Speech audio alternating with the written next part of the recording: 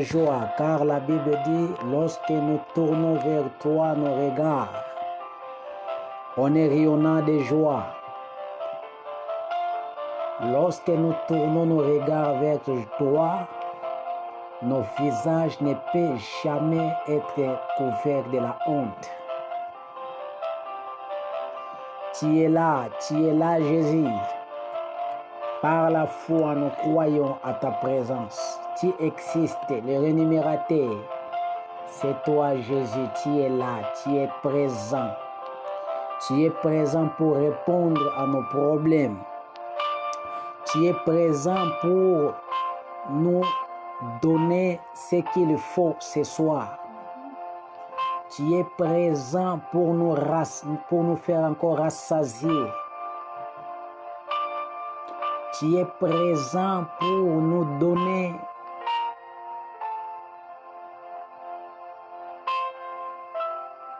ce qu'il faut pour notre bien.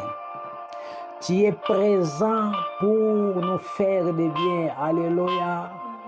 Nous croyons à ta présence, nous te saluons, Jésus. Toi qui nous avais promis que tu ne nous laisseras point et tu ne nous abandonneras jamais. Tu seras avec nous jusqu'à la fin du monde. Et nous sommes en train de vivre déjà le douleur de l'affrontement qui annonce déjà ton retour. Mais malgré tout la réalité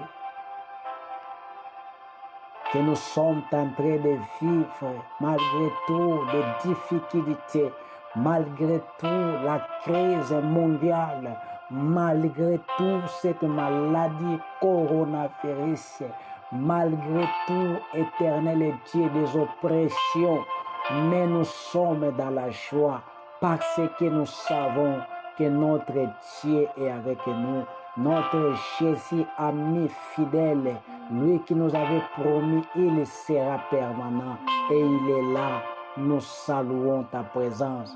Toi qui marches au milieu de sept chandeliers d'or, c'est-à-dire lorsqu'on parle du chandelier, nous voyons, oui, le corps du chandelier avec les 6 branches. Et le 7e, c'est au milieu. Le milieu là, le corps du chandelier, c'est ça même qui produit la vie. Jésus, toi qui es le chandelier de l'Église, au travers de toi, nous sommes devenus des lumières. La Bible dit nous sommes la lumière du monde, une ville située sur une montagne qui ne peut être cachée. Tu as fait de nous un peuple de lumière afin d'éclairer les autres. Tu es merveilleux, tu es glorieux, notre papa. Alléluia.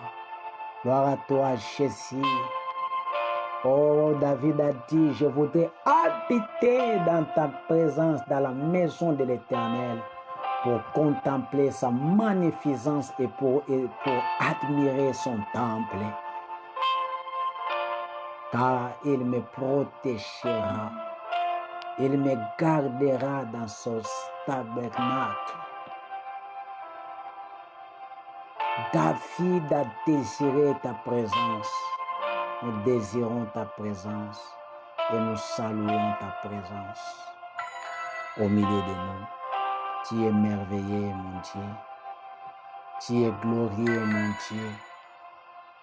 Tu n'as jamais changé. Tu es le même Dieu. Le même Dieu qui a donné la solution à Anne. Le même Dieu qui a donné la solution dans la maison des centeniers. C'est le même Dieu qui nous donne des solutions. Tu es au contrôle. Sois là, Seigneur, et fais-nous du bien. Manifeste-toi, Père, en ce moment de prière, au nom de Jésus. Nous allons prier pour la manifestation de la puissance de Dieu devant le combat de la vie, le combat de destinée. Nous avons besoin que Dieu se manifeste d'une manière extraordinaire. Nenga se manifesta qui et pas ya bana na Israël na dernière plaie. La Bible dit ce mois-ci sera pour vous, il sera pour vous les premiers de mois de l'année. La sortie que Dieu se manifeste, Père, manifeste-toi. Jésus, manifeste-toi devant les combats de nos filles, les combats de la destinée, les combats de ton église. Nous avons besoin de ta manifestation. Que tous les œuvres des ténèbres tombent au nom de Jésus.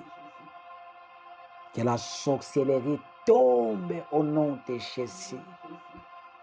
L'esprit de limitation tombe au nom de Jésus. L'esprit de freinage et de blocage tombe au nom de Jésus. Tu élever combo na yonza. Tu reconnaître combo o ezali kolo ya ba combo nyonso. Que tu es soumettre au moment oyo na maboko na yo. Lobela biso lisusu. Sayela biso bolamu. Na combo na Yesu. On acclame le Seigneur. Jésus, tu es là. Gloire à toi, Jésus. Amen. Amen. Jacques chapitre 5, verset 19 à 20. Jacques chapitre 5, verset 19 à 20. La Bible dit, mes frères, si quelqu'un parmi vous s'est égaré loin de la vérité et qu'un autre l'y ramène, le verset 20, qu'il sache que c'est lui qui ramènera un pécheur de la voie où il s'était égaré, sauvera une âme de la mort et couvrira une multitude de péchés. Ce verset nous parle déjà de notre responsabilité à ce qui concerne notre thème savoir réprimander.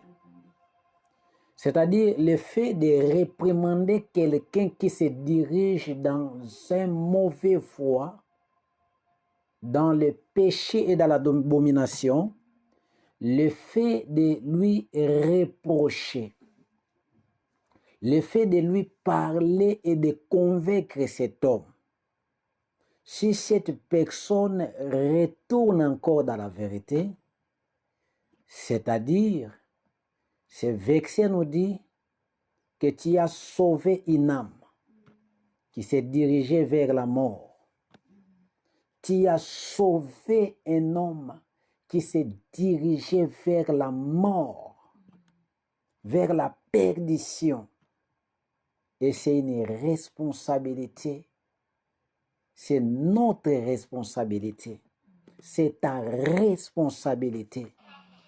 Dieu t'a donné cette responsabilité de sauver des personnes qui se dirigent vers la force. Et celui qui va négliger ces textes de Jacques chapitre 5, verset 19 à 20, c'est lui qui néglige délibérément cette devoir, cette responsabilité, se place lui-même dans la catégorie des péchés. C'est lui qui néglige de reprocher ou de réprimander un frère qui se dirige vers le mal. Cette personne-là, lui-même, se place dans la catégorie des péchés. Alléluia. C'est-à-dire la personne qui refuse de réprimander un homme ou une femme qui se dirige vers l'enfer, vers la mort, vers la perdition, cette personne-là, le péché de la personne-là va tomber sur la personne, sur lui, sur la personne qui a refusé de reprocher ou de réprimander son frère. Donc, c'est une responsabilité. Alléluia. Amen. Et la Bible dit dans Jacques chapitre 4, le verset 17, c'est lui donc qui sait faire ce qui est bien et qui ne le fait pas commet un péché. C'est-à-dire, tu y es avec ton frère, tu y es avec ta sœur, mais tu sais que la personne là est en train de marcher dans l'abomination. Mais tu refuses de lui parler la vérité. Tu es en train déjà de commettre un grand péché. Tu sais ce que la personne est en train de faire, toi tu connais, mais comme vous êtes des amis, tu as refusé de parler à cette personne-là, de lui reprocher. C'est-à-dire, tu sais ce qui est bien, mais tu as refusé de le faire.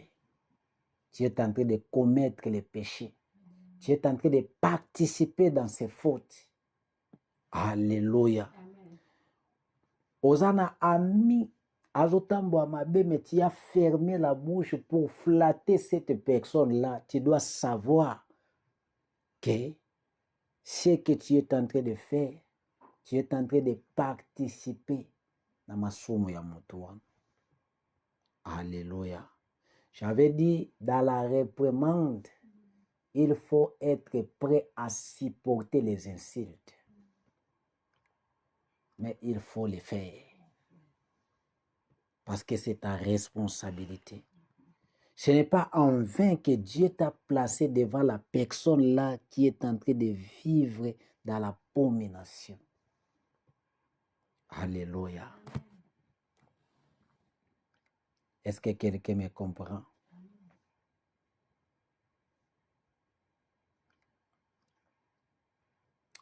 Alléluia. Amen. Alors, j'aimerais parler sur la vengeance aussi. Sur la vengeance, parce que la vengeance est la base de la perdition. Alléluia. Amen. Dieu ne nous a pas envoyé de se venger devant la cause, devant un problème. Même si quelqu'un agit vers toi de manière négative, il est inutile de garder la rancune ou de se venger. Parce que si Dieu a permis que la personne là puisse te blesser ou puisse te faire du mal, si Dieu a permis cela, c'est pour t'enseigner que tu ne dois jamais garder la rancune vers ton frère. Alléluia. Il faut éviter de garder, de marcher. Il faut éviter des rancunes ou de se venger. Добраться до работы можно разными способами, но комфортнее с индрайвер. Alléluia. Amen. Ainsi qu'une personne est réprimandée d'une façon qui lui pourrait offensante. Et il lui est très fortement conseillé d'ignorer les sentiments de la personne qui émet la critique et de se concentrer sur les paroles prononcées et d'accepter la remarque. C'est-à-dire, la personne qui reçoit la réprimande, cette personne-là doit accepter même la blessure de réprimande. Il y a des fois, il y a certaines réprimandes ou des reproches qui blessent, qui touchent le cœur.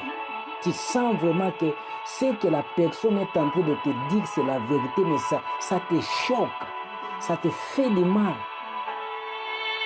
Par orgueil, tu peux dire, mais pourquoi tu es en train de me parler? Pourquoi tu me reproches?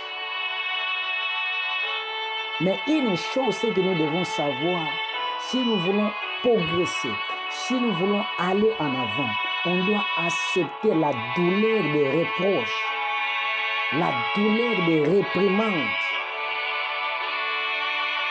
Ça peut être fort, mais il est conseillé d'ignorer les sentiments de la personne qui émet la critique et de se concentrer sur les paroles prononcées et d'accepter la remarque.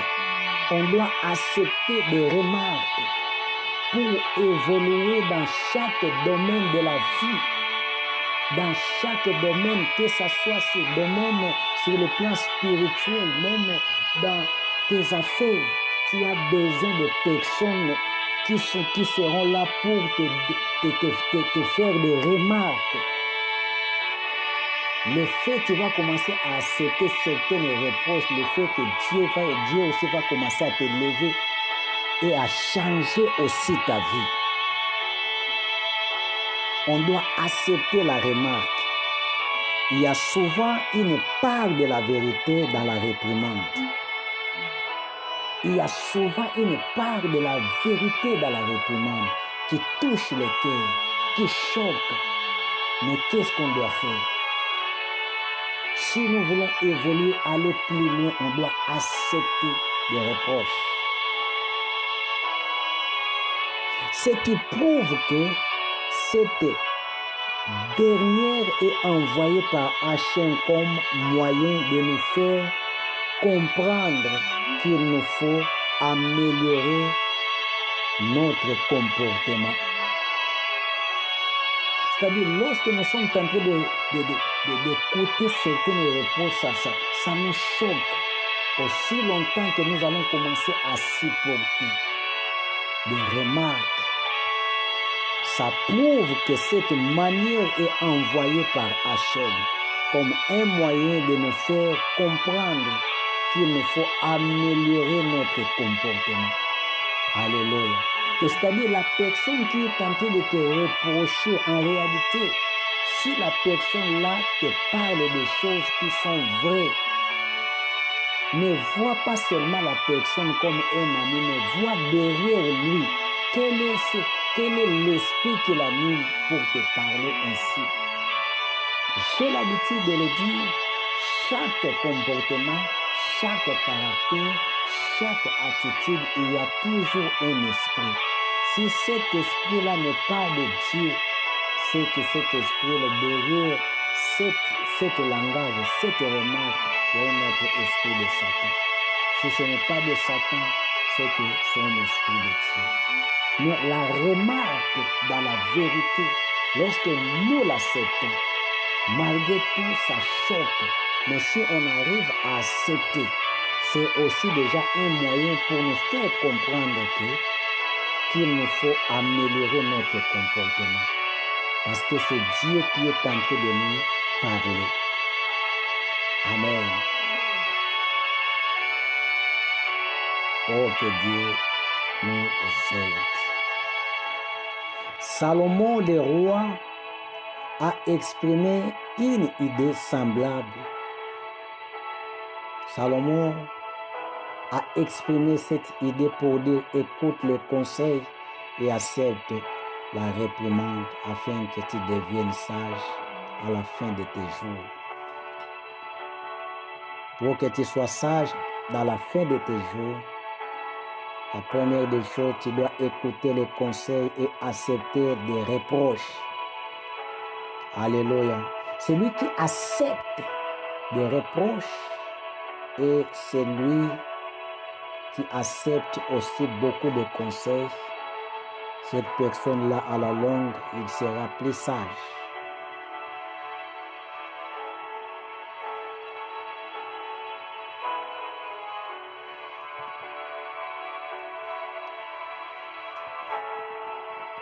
Que Dieu nous aide.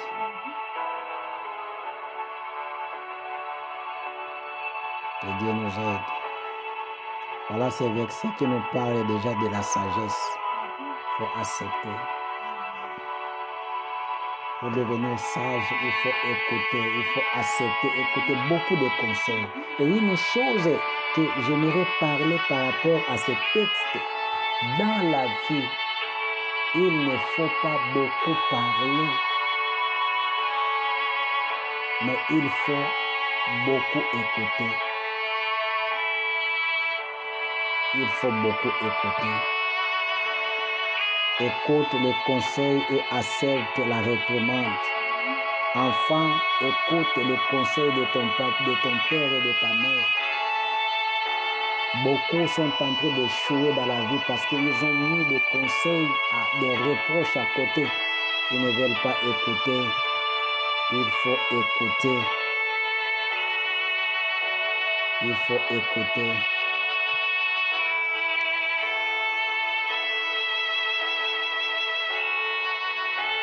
Il faut écouter beaucoup de conseils.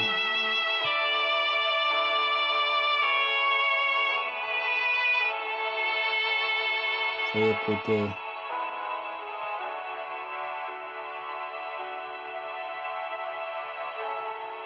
Parce que le conseil de Dieu, c'est la voie pleine de délices et tous tes sentiers seront toujours en paix. Faire une reproche ou une réprimande, même par amour de l'autre, nécessite de peser ces mots et de savoir attendre la bonne occasion pour le faire. Un autre principe, pour réprimander une personne par amour, ça nécessite de peser nos mots et de savoir attendre la bonne occasion pour le faire. Il ne faut pas être pressé. Quand tu es en train de reprocher une personne, il faut peser tes mots et savoir attendre une bonne occasion. Voilà pourquoi on avait dit qu'il ne faut pas être pressé à réprimander, mais il faut prendre ton temps à prier aussi pour la personne par laquelle tu veux reprocher. Parce que c'est Dieu qui touche le cœur. Si Dieu n'a pas touché le cœur, cette personne sera toujours dure et il ne va pas t'écouter. Il faut mettre Dieu à côté et peser aussi tes mots. Prier, mettre Dieu devant, mettre Dieu à la première place. Je m'excuse parce que c'est Dieu qui touche le cœur. C'est Dieu qui change une personne. Ce n'est pas toi qui vas changer ton ami. Ce n'est pas toi qui vas changer ton père. Ce n'est pas toi qui vas changer ta mère. Ce n'est pas toi qui vas changer ton père. Mais c'est Dieu qui va toucher le cœur. Avant d'aller reprocher une personne, prends le temps de prier. Dire à Dieu de t'utiliser afin que cette action puisse se passer selon sa propre volonté. Afin que la gloire puisse revenir à lui seul Dieu, le Créateur de l'univers. Mais une chose, tu dois peser tes mots et attendre aussi une bonne occasion. Amen. On ne reproche pas une personne quand il est en colère. On ne reproche pas une personne quand il est indisposé. Il faut attendre le moment où il rit, il est content. Tu profites avec beaucoup de respect et rempli d'amour. Tu causes avec ton frère, tu causes avec ta sœur, tu causes avec ton pasteur, tu causes avec tes enfants, mais avec amour et douceur. Et mettez Dieu à la première position, vous allez voir qu'il y aura de bonnes choses. Cet enseignement, c'est aussi pour l'Église. Nous sommes en train de vivre beaucoup de choses dans l'Église. L'autre là a fait ceci, l'autre là a fait cela. Derrière le dos de la personne, les gens sont en train de parler ses défauts, ses fautes. Mais lorsque la personne est là, on ne va pas parler cela. On cache tout. Pourquoi? Parce que nous n'avons pas compris comment pour savoir réprimander une personne. Amen. Voilà, que l'Éternel nous bénisse. Il faut la douceur. Il faut beaucoup de douceur. Parce que lorsque tu réprimandes une personne selon la volonté de Dieu, selon la voix de Dieu, la personne là aura la paix aussi. Car la voix de Dieu sont des voix pleines de délices et tous ces sentiers sont en paix. Comme je viens de dire, il faut peser nos mots et savoir attendre la bonne occasion pour réprimander une personne. À l'image des médicaments, il faut mettre beaucoup de sucre, c'est-à-dire des paroles positives. Lorsque tu es en train de réprimander une personne, il ne faut pas lui présenter premièrement des paroles négatives. Là, tu vas l'empêcher même de t'écouter. Il faut lui présenter des paroles positives. Mettez un peu de sucre dans la réprimande. Ça peut permettre à la personne de pouvoir écouter.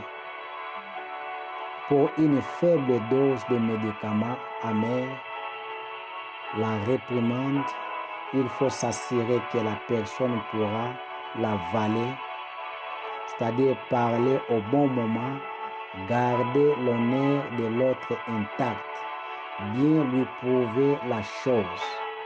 Donc il faut être sûr que ce que tu es en train de lui donner comme le médicament, c'est-à-dire des paroles positives, toi-même tu dois être sûr que la personne-là peut être aussi capable d'avaler. Alléluia.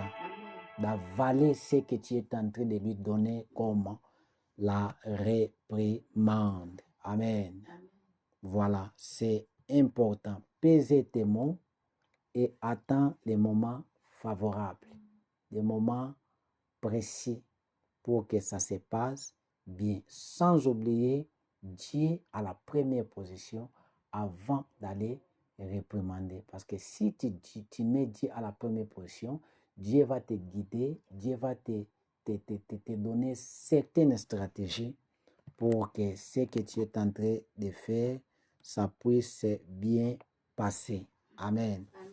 Ce sont des stratégies que nous devons appliquer pour réussir lorsque nous sommes en train de réprimander une personne. Voilà. Alors, au travers de cette étude, nous avons un bon premier aperçu de la grandeur du commandement qui consiste à réprimander notre prochain. Les nombreuses subtiles et les cas de figure présents dans cette étude, bien loin d'être exhaustifs, nous permettront à tous, et nous l'espérons, de grandir dans ces commandements. Nous permettons à toute personne de grandir et de se repentir s'il y a lieu de se repentir, de saisir l'importance de ces commandements et de bien discerner chaque situation de potentielles réprimandes données ou récits, afin d'agir convenablement au bon moment et avec toute la sagesse qu'exige un tel commandement. Alors, nous voulons prier. Nous voulons prier pour clôturer. Père, toi qui es merveilleux et tout-puissant, par ton glorieux merci, avec tous les lecteurs de cette étude, nous te demandons de même cœur de nous aider à nous perfectionner dans ces beaux commandements que nous venons de donner comme message. Et aide-nous à nous pardonner les uns et les autres, et à reconnaître aussi nos fautes. Aide-nous à vivre dans l'amour, dans la paix, dans la communion, quelles que soient des situations difficiles. Mais toi, Dieu, nous te demandons de nous aider, de nous assister, de nous donner encore ta main. Ô Père, nous sommes à la fin de notre étude, de notre thème sur savoir réprimander qui, quand, comment. Nous avons parlé, nous avons expliqué, nous avons touché des points essentiels et nous sommes à la fin.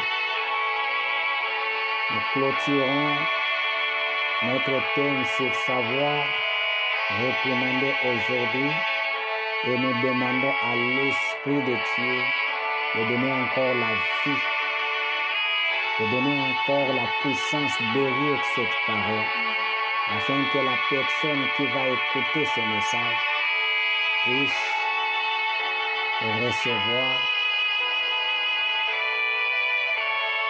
quelque chose de bon pour sa vie, pour son avenir, ainsi que pour sa famille. Au nom de Jésus, nous avons ainsi prié. Amen. Voilà, nous sommes à la fin. N'oubliez pas, avant d'aller réprimander une personne ou reprocher ton ami, il faut prier tout d'abord. Demander à Dieu de t'aider afin que cette mission soit accomplie. Et quand tu vas arriver devant la personne, il faut amener les médicaments, des paroles positives, mettre un peu de sucre pour permettre à la personne d'avaler cette parole. Amen. Car la parole de Dieu, c'est un médicament. Lorsqu'on avale cela, ça nous aide, ça nous donne encore la guérison. Au nom de Jésus, au nom de Jésus, que Dieu puisse bénir tout le monde. Nous sommes à la fin. Nous demandons que la paix de Dieu soit avec vous. Au nom de Jésus, de bonnes choses à tout le monde. Amen. Merci. Okay. Bon sommeil, bonne nuit, de bonnes choses. Voilà, donc c'est avec succès que nous avons essayé de parler sur savoir réprimander. Et vraiment suivez ce message, prenez votre part. Donc, le message est tellement long, mais nous demandons aux gens de suivre ce message et que chacun puisse prendre sa part. Nous nous avons malobélié par rapport à l'enseignement autre. Moi, Dieu m'a beaucoup parlé. J'ai compris que je ne peux pas être pressé à réprimander. Je dois peser mes mots. Je dois aimer la personne que je suis en train de réprimander. Je dois réprimander parce que c'est un devoir, c'est une responsabilité que Dieu donne à tout le monde. Et la personne qui ne le fait pas, c'est un flatteur, c'est une flatteuse. Et Dieu n'aime pas cela qui flatte les autres. La personne qui ne fait pas ça, qui ne reproche pas son frère, cette personne-là est placée dans la lignée des pécheurs. C'est une responsabilité. C'est notre devoir de réprimander. Mais avec amour, ça doit être avec beaucoup de douceur. Ça doit être dans l'atmosphère de paix. Et on doit attendre le bon moment pour réprimander une personne. Merci. Il y a beaucoup de choses que j'ai retenues. Je sais que toi aussi tu as retenu beaucoup de choses. Alors que Dieu te bénisse. Tola na kimia. Totiki binu na